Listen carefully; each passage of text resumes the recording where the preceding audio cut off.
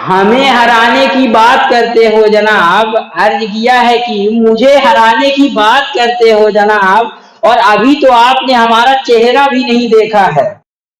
अभी से खेल छोड़कर चल दिया आपने, अभी से खेल छोड़कर चल दिया आपने, अभी तो मैंने अपना पहला पत्ता भी नहीं फेंका है। वेलकम बैक टू माय यार फ्रेंड्स, बिंदु वैदिक फिजिक्स क्लासेस के इस दबंग बैच के दबंग सेशन में हम आपका एक बार फिर से स्वागत करते हैं। तो कैसे हैं आप लोग? आई होप आप लोग बेहतर ढंग से स्टडी कर रहे होंगे। क्लास 12 फिजिक्स के अंतर्गत चैप्टर नंबर 3 विद्युत धारा के अंतर्गत आज बहुत ही ज्यादा इंपॉर्टेंट टॉपिक व्हीट स्टोन सेतु के सिद्धांत को लेकर हम आपके सामने आ चुके हैं। व्हीट स्टोन सेतु का सिद्धांत, व्हीट स्टोन सेतु की संतुलन अवस्था के लिए सूत्र, पूरा डेरिवेशन हम लोग करेंगे और इससे बेस्ड न्यूमेरिकल क्वेश्चन भी आगे हम लोग करेंगे। तो आइए देर न करते हुए हम लोग स्टार्ट करेंगे व्हीट स्टोन सेतु के सिद्धांत को। आप लोग देख पा रहे होंगे बहुत ही फनी सेंस है ये। व्हीट स्टोन सर ने कल रात में हमें फोन किया और अपने सिद्धांत को पहले मुझे समझाया और इसके बाद हम आप लोगों को समझाएंगे। तो आइए देखते हैं कि सर ने फोन करके कल हमें किस प्रकार से समझाया और हम आपके दिमाग में किस प्रकार से फिर फिक्स करते हैं व्हीट स्टोन सेतु के सिद्धांत को। बड़ा ही इंपॉर्टेंट टॉपिक है क्लास 12 फिजिक्स के अंतर्गत। तो आइए देर न करते हुए हम लोग स्टार्ट करते हैं इस खूबसूरत सेशन को। किसी चालक का प्रतिरोध ज्ञात करने के लिए सन 1842 में वैज्ञानिक कहें, भौतिकविद कहें या प्रोफेसर कहें, व्हीट स्टोन ने एक सिद्धांत का प्रतिपादन किया जिसे व्हीट स्टोन सेतु का सिद्धांत कहते हैं। ये आपको ध्यान में रखना होगा। व्हीट स्टोन सेतु के सिद्धांत की सहायता से किसी भी अज्ञात प्रतिरोध को ज्ञात किया जाता है। ध्यान रखना है, किसी भी अज्ञात प्रतिरोध को ज्ञात किया जाता है। तो किसी चालक का प्रतिरोध ज्ञात करने के लिए सन 1842 में वैज्ञानिक व्हीट स्टोन ने एक सिद्धांत का प्रतिपादन किया जिसे व्हीट स्टोन सेतु का सिद्धांत कहते हैं। पहले आपको इसे लिखना होगा। किसी चालक का प्रतिरोध ज्ञात करने के लिए सन 1842 में भौतिकविद या वैज्ञानिक चार्ल्स व्हीट स्टोन ने एक सिद्धांत का प्रतिपादन किया जिसे व्हीट स्टोन सेतु का सिद्धांत कहते हैं। इस सिद्धांत के अनुसार यदि किसी समांतर चतुर्भुज की भुजाओं के मध्य, ध्यान रखना है, किसी समांतर चतुर्भुज की भुजाओं के मध्य चार प्रतिरोध क्रमशः पी क्यू आर व एस हों तो सेतु की संतुलन अवस्था के लिए सूत्र क्या होगा? P बटे क्यू बराबर R बटे एस। देख लें, यदि किसी समांतर चतुर्भुज की भुजाओं के मध्य चार प्रतिरोध क्रमशः पी क्यू आर व एस हों तो सेतु की संतुलन अवस्था के लिए सूत्र होगा P upon Q equal R upon S. I hope आपके दिमाग में फिक्स हो गया होगा, या हो सकता है थोड़ा सा डाउट हो। तो आइए हम लोग इसके डायग्राम को देख लेते हैं और यहाँ से आपको समझना होगा। ध्यान रखेंगे आप लोग कि यदि किसी समांतर चतुर्भुज, ये क्या लिखना है आपको, यदि किसी समांतर चतुर्भुज की भुजाओं के मध्य चार प्रतिरोध क्रमशः पी क्यू आर व एस हों तो सेतु की संतुलन अवस्था के लिए क्या सूत्र हो जाएगा? P upon Q equal to R by S. इसे आप लोग जल्द से जल्द स्क्रीनशॉट ले लें, नोट डाउन कर लें। आई होप यहाँ तक आपके दिमाग में क्लियर हो चुका होगा। आइए हम लोग बढ़ते हैं अपने मेन फार्मूले की ओर। सिद्धांत एवं सूत्र की स्थापना देखेंगे। ये देखिए आपके सामने सिद्धांत एवं सूत्र की स्थापना, या इसे कह सकते हैं सेतु की संतुलन अवस्था के लिए सूत्र। कई बार क्वेश्चन ऐसा भी लिखा होता है, आपको ध्यान में रखना है कि किरचॉफ के द्वितीय नियम की सहायता से व्हीट स्टोन सेतु की संतुलन अवस्था का सूत्र ज्ञात कीजिए। क्वेश्चन को नोट डाउन कर लें कि किरचॉफ के द्वितीय नियम की सहायता से व्हीट स्टोन सेतु की संतुलन अवस्था के लिए सूत्र का निगमन कीजिए। ऐसा क्वेश्चन आपके एग्जाम में आता है। देखिए बड़ा ही सिंपल, इस डायग्राम को देखिए, फिर हम लोग इसकी लैंग्वेज को समझेंगे। आपको यहाँ से लैंग्वेज लिखना है। माना समांतर चतुर्भुज ए बी सी व डी सिरों के मध्य, माना ये आप देख पा रहे हैं ए बी सी डी आपका एक समांतर चतुर्भुज है।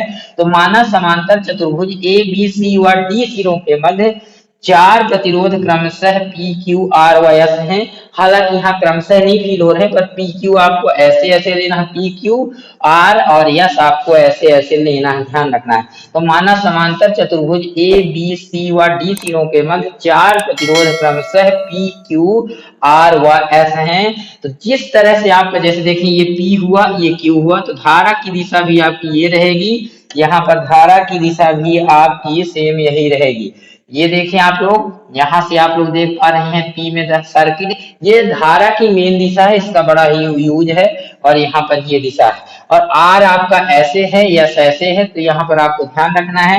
पहले वाले ऊपर की ओर आप देख पा रहे हैं ये दिशा हो रही है धारा की, और यहाँ पर आपकी ये दिशा रहेगी। दिशा बड़ा ही ज्यादा इंपॉर्टेंट रोल अदा करेगी। तो लैंग्वेज क्या लिखेंगे, माना समांतर चतुर्भुज ए बी सी व डी सिरों के मध्य 4 प्रतिरोध क्रमशः पी क्यू आर व एस है।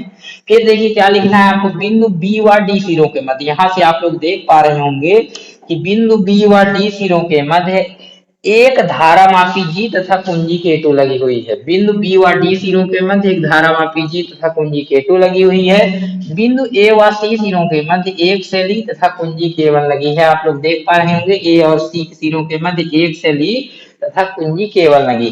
कुंजी K1 को दबाने पर जैसे ही आप दबाएंगे, सेल ई से कैपिटल आई धारा, ये मान लीजिए कैपिटल आई धारा तीर की दिशा में निकलती है, जो बिंदु ए पर जाकर आप देखें दो रास्ते हैं, दो भागों में विभाजित हो जाती है। माना प्रतिरोध P से प्रवाहित धारा I1 तथा प्रतिरोध R से प्रवाहित धारा I2 है। आई होप आपको यहाँ तक समझ में आ चुका होगा। एक बार और देखेंगे क्या लिखेंगे, माना समांतर चतुर्भुज ए बी सी व डी सिरों के मध्य 4 प्रतिरोध क्रमशः पी क्यू आर व एस है।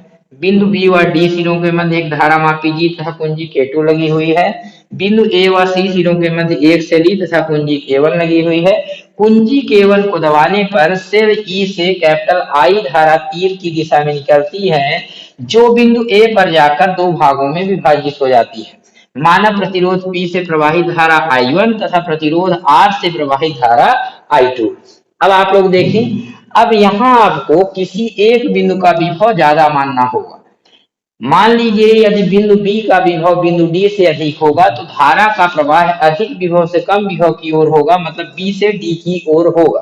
तो यदि बिंदु बी का विभव बिंदु डी से अधिक हो, तो ध्यान रखेंगे धारामापी जी से आईजी धारा तीर की दिशा में निकलेगी। ये हम अभी शो कर रहे हैं, देख लें आईजी धारा।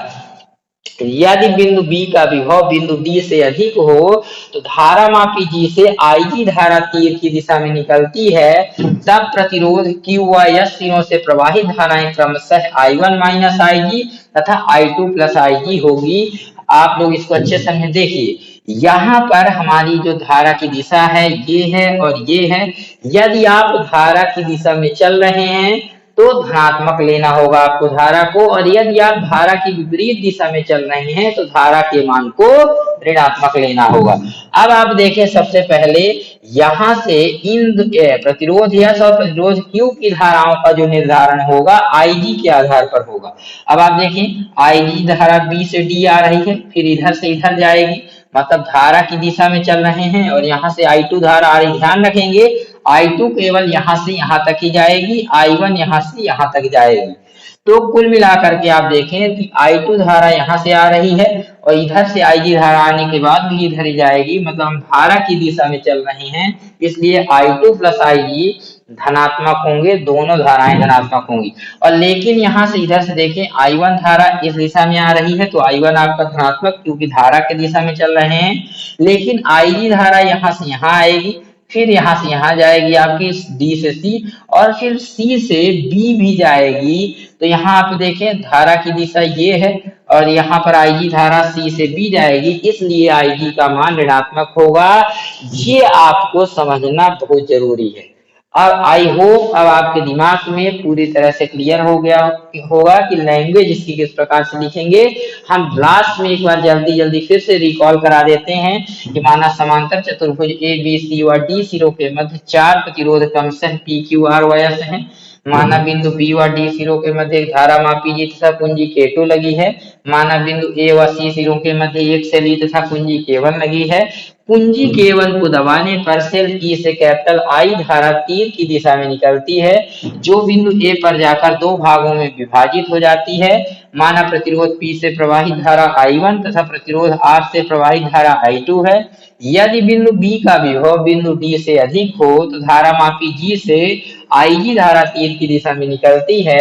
तब प्रतिरोध Q व S सिरों से प्रवाहित धाराएं क्रमशः I1 माइनस IG तथा I2 प्लस IG होंगी। आई होप ये आपके दिमाग में समझ में आ गया होगा। यहाँ से देख लें, माना समांतर चतुर्भुज ए बी सी व डी सिरों के मध्य 4 प्रतिरोध क्रमशः पी क्यू आर व एस लगे हुए हैं। माना बिंदु बी व डी सिरों के मध्य एक धारा मापी जी तथा कुंजी K2 लगी हुई है। माना बिंदु ए व सी सिरों के मध्य एक सेल ई तथा कुंजी K1 लगी है। कुंजी K1 को दबाने पर सेल ई से कैपिटल आई धारा तीर की दिशा में निकलती है, जो बिंदु ए पर जाकर दो भागों में विभाजित हो जाती है। माना प्रतिरोध P से प्रवाहित धारा I1 तथा प्रतिरोध R से प्रवाहित धारा I2 है। इसका आप लोग जल्द से जल्द यहाँ तक स्क्रीनशॉट ले लें, इसके बाद हम लोग आगे बढ़ेंगे या नोट डाउन इसको करते चलें। तो इसके बाद अब आपको आगे लिखना है, यदि बिंदु बी का विभव बिंदु डी से अधिक हो तो धारा मापी जी से आईजी धारा तीर की दिशा में निकलती है, तब प्रतिरोध क्यू व या तीनों से प्रवाहित धाराएं I1 माइनस आईजी तथा I2 प्लस आईजी होगी। आई होप डायग्राम आपके समझ में आ चुका होगा और इस चित्र की लैंग्वेज भी आपके दिमाग में फिक्स हो गई होगी। थोड़ी सी बड़ी है, समझ के पढ़ना है। यदि कोई भी डाउट होता है तो कमेंट सेक्शन में आपको बता देना है। आइए अब हम लोग बढ़ते हैं इसके सूत्र की ओर, किस तरह से हम सेतु की संतुलन अवस्था के लिए सूत्र को नियमित करेंगे। तो ये सेतु की संतुलन अवस्था के लिए सूत्र ही चल रहा है। लैंग्वेज हमारी कंप्लीट हो चुकी है। अब आइए डायग्राम को देखें। हमारे पास यहाँ पर दो बंद परिपथ हैं, क्योंकि किरचॉफ के द्वितीय नियम की सहायता से आप लोग इसे प्रूव करेंगे। और किरचॉफ का जो द्वितीय नियम है, यदि आपको याद हो पिछला वीडियो, सिग्मा आई आर बराबर सिग्मा ई, किरचॉफ का द्वितीय नियम यही होता है। यहाँ आप ध्यान रखेंगे, धारा और प्रतिरोध के गुणनफल का बीजीय योग परिपथ में लगाए गए कुल विद्युत वाहक बलों के बीजीय योग के बराबर होता है। आई होप किरचॉफ का द्वितीय नियम आपको याद होगा। नहीं याद है तो आप लोग देख लें, मैं डिस्क्रिप्शन में भी लिंक दे दूंगा, वहां से भी आप लोग किरचॉफ के प्रथम एवं द्वितीय नियम को देख सकते हैं।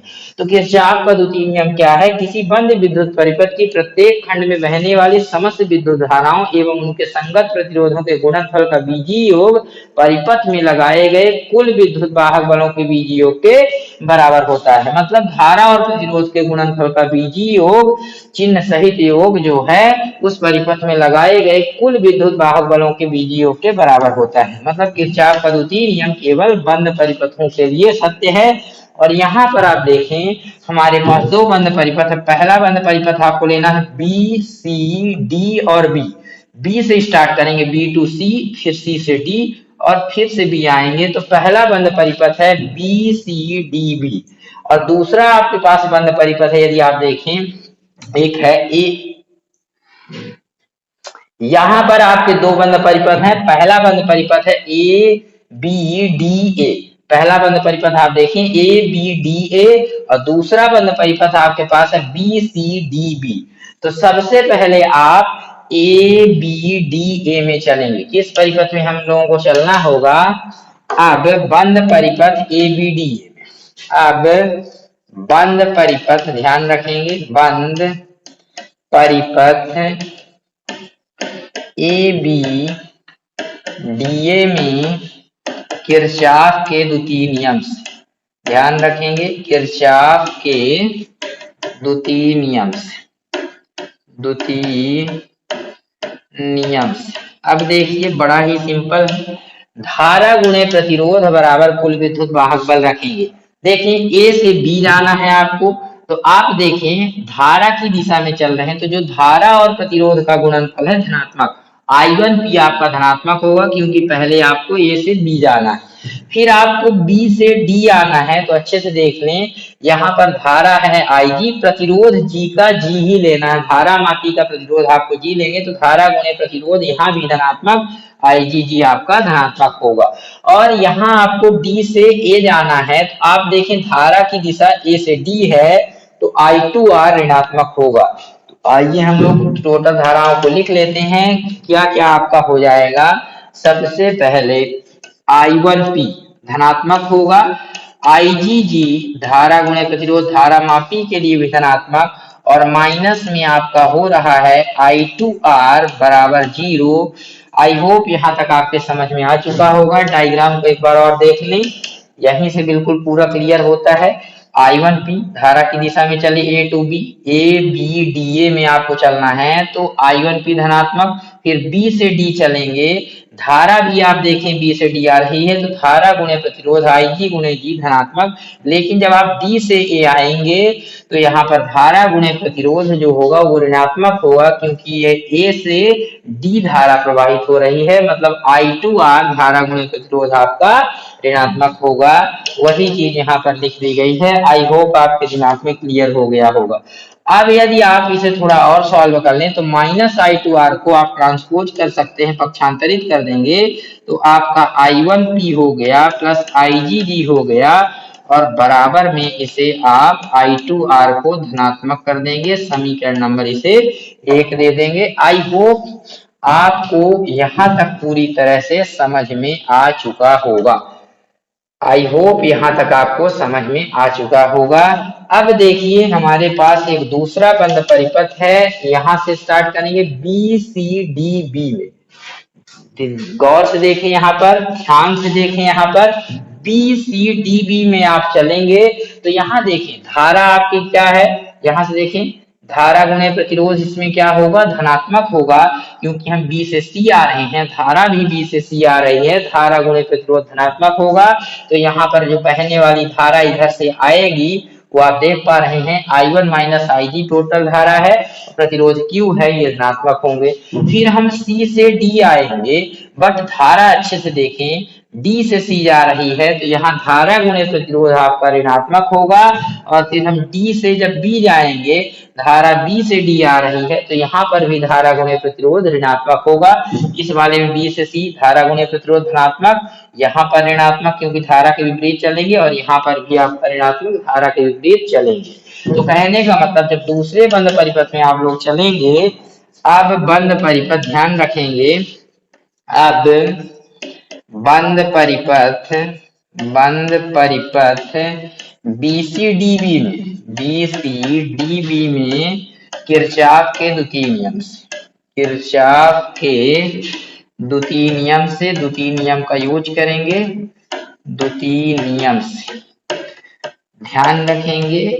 ये आपका हो रहा है, यहाँ से अच्छे से देख लें बहुत ही क्लियर तरीके से। तो क्या आपका रिजल्ट मिल रहा है, यहाँ से I1 minus IG into Q ये आपका धनात्मक होगा। I1 minus IG into Q, I1 ध्यान रखेंगे आपका हो जाएगा I1 माइनस IG और इंटू का Q धनात्मक होगा, ध्यान रखेंगे। फिर माइनस में होगा, ब्रैकेट में धारा को रख लें, I2 plus IG plus I2 भी बोल सकते हैं, इंटू यस ऋणात्मक होगा, धारा गुणे प्रतिरोध ऋणात्मक होगा, और माइनस IgG भी आपका ऋणात्मक होगा, इसके बराबर 0 रखें। आइए आपको 0 का मीन समझा देते हैं।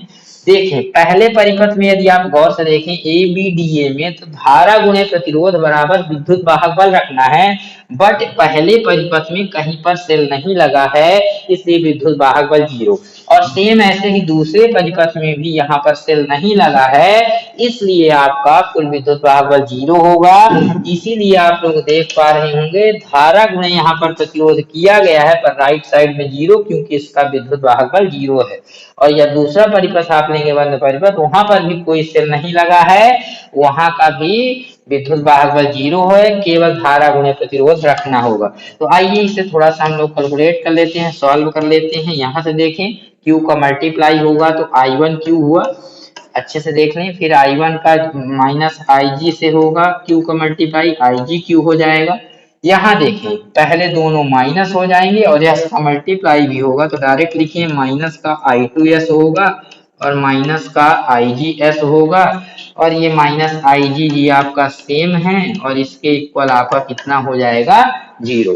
अब देखिए बड़ा सिंपल है, I1Q आपका लेफ्ट साइड में बच रहा है, इक्वल जितने भी निगेटिव हैं सभी निगेटिव हैं, इनको राइट साइड में भेज देंगे, बराबर के उस पार ले जाएंगे, पक्षांतरित करेंगे तो धनात्मक। यहाँ से आपका IgQ हो गया, प्लस आपका I2S हो गया, प्लस आपका IgS हो गया, और प्लस आपका IgG हो जाएगा। इसे आपको समीकरण नंबर 2 देना है। आई होप ये वाला कॉन्सेप्ट आपके दिमाग में क्लियर हो गया होगा। आइए एक बार डायग्राम को और देखते हैं। यहाँ से ध्यान रखेंगे, अभी हम लोग क्या मान के चल रहे हैं कि बिंदु बी का विभव बिंदु डी से ज्यादा है। अब क्योंकि आपको जो रिजल्ट निकालना है सेतु की संतुलन अवस्था में, और सेतु की संतुलन अवस्था में बिंदु बी और डी के विभव समान होंगे, तो ये आपको लिखना होगा सेतु की संतुलन अवस्था में जब बिंदु बी व डी के विभव समान होते हैं तो धारामापी जी से कोई धारा नहीं निकलती है, क्योंकि जब विभव समान होगा धारा का प्रवाह अधिक विभव से कम विभव की ओर तब तक होता है जब तक कि दोनों पॉइंटों का विभव बराबर नहीं हो जाता है। तो यहाँ यदि दोनों का विभव बराबर होगा तो धारामापी से प्रवाहित धारा शून्य होगी। तो क्या लिखेंगे, सेतु की संतुलन की अवस्था में जब बिंदु बी व डी के विभव समान होते हैं तो धारामापी जी से कोई धारा नहीं प्रवाहित होती, अर्थात आई जी का मान 0 होगा। तो आइए इसे भी लिख लेते हैं हम लोग, बड़ा ही सिंपल है। सेतु की संतुलन की अवस्था में, सेतु की संतुलन की अवस्था में, संतुलन की अवस्था में जब बिंदु बी व डी के विभव समान होते हैं, समान होते हैं तो धारामापी जी से कोई धारा प्रवाहित नहीं होती है, कोई धारा प्रवाहित नहीं होती है। और जब कोई धारा नहीं प्रवाहित होगी धारामापी से, अर्थात उस केस में Ig का जो मान होगा Ig बराबर 0 हो जाएगा। आई होप आपके दिमाग में यहाँ तक क्लियर हो गया होगा। और इसे आप लोग समीकरण नंबर 3 दे देंगे। कितना दे देंगे, 3 दे देंगे। अब देखिए बड़ा ही सिंपल सा रिजल्ट आएगा। Ig का जो ये मान है, यदि आप यहाँ से देखें दो समीकरण बने हैं तो पहली बार आप समीकरण 1 में रखेंगे और Ig की जगह में ध्यान रखें आपको रखना कितना है, 0। तो यदि आप यहाँ पर 0 रख दिए तो 0 गुणे जी होगा, तो ये स्टेप समाप्त हो जाएगा, मतलब ये स्टेप आएगा, ये स्टेप आएगा। और यहाँ पर देखें समीकरण यदि आप 2 को गौर से देखें, यदि यहाँ पर Ig का मान रखेंगे तो Ig यहाँ है तो 0 गुणे क्यू, ये स्टेप खत्म। Ig यहाँ पर भी है 0 गुणे यस, ये भी खत्म। Ig गुणे जी, ये भी खत्म। मतलब जिन जिन स्टेपों में Ig है वहां से वो स्टेप समाप्त हो जाएंगे। तो अब आपको Ig का मान सबसे पहले रखना होगा, ध्यान रखेंगे, यहाँ से लिख लेते हैं Ig का मान समीकरण 1 में रखने पर, पहले Ig का मान समीकरण 1 में रखने पर, समीकरण 1 में रखने पर, तो जैसे ही Ig का मान आप समीकरण 1 में रखेंगे, यहाँ से देख लें समीकरण 1 को, समीकरण 1 में क्या होगा, ये वाला स्टेप आपका 0 हो जाएगा। तो कहने का मीन्स I1P बराबर I2R बचेगा।